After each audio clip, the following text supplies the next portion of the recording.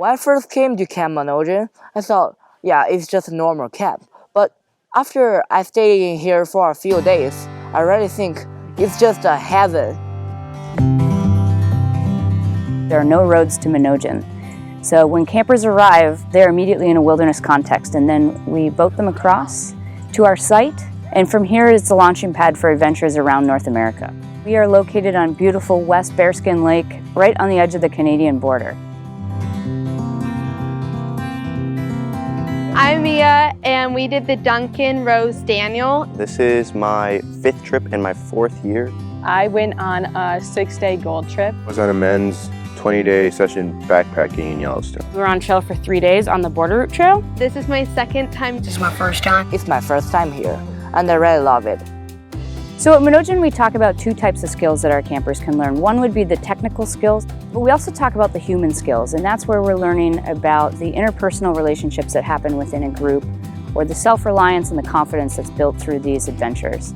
It's really powerful to see a group before they leave where they might be a little bit nervous, but then when they come back into our bay, you can just see them beaming with pride and confidence for the adventure that they've completed. It was awesome.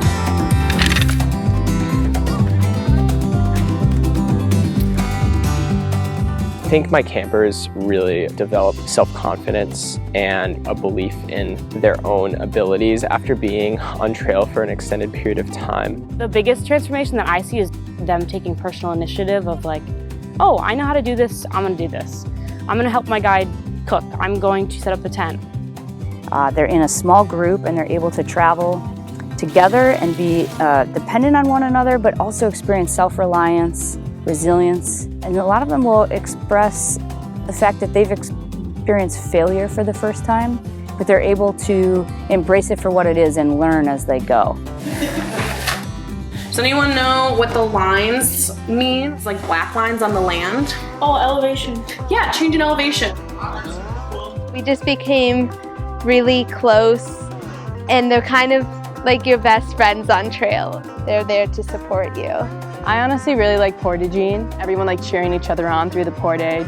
Oh, the most challenging part of the trip was like doing the 300 rods portage. That's the part we really learned teamwork. I work in York Factory where we house and maintain and repair our fleet of canoes. This red one right here was made in 1935. And so we have some of these boats that are donated to camp, and we try to keep them going. They're like the masterpieces of canoe building, these wood canvas canoes. It's amazing that we get the chance to use them in the wilderness setting and that they're not just antiques or relics to be looked at. So welcome back from trail. We have a lot to be grateful for. There's so many blessings that allow us to go on trail. But one thing we are going to be thankful for tonight is our wonderful, able bodies, our powerful bodies that let us climb and canoe and paddle. So tonight, for gratitude, just give yourself a big hug. As you guys are heading back to your homes today, I want you to think about where wilderness can be where you are, and think of everything that you learned and bring everything you can with you and maintain that connection.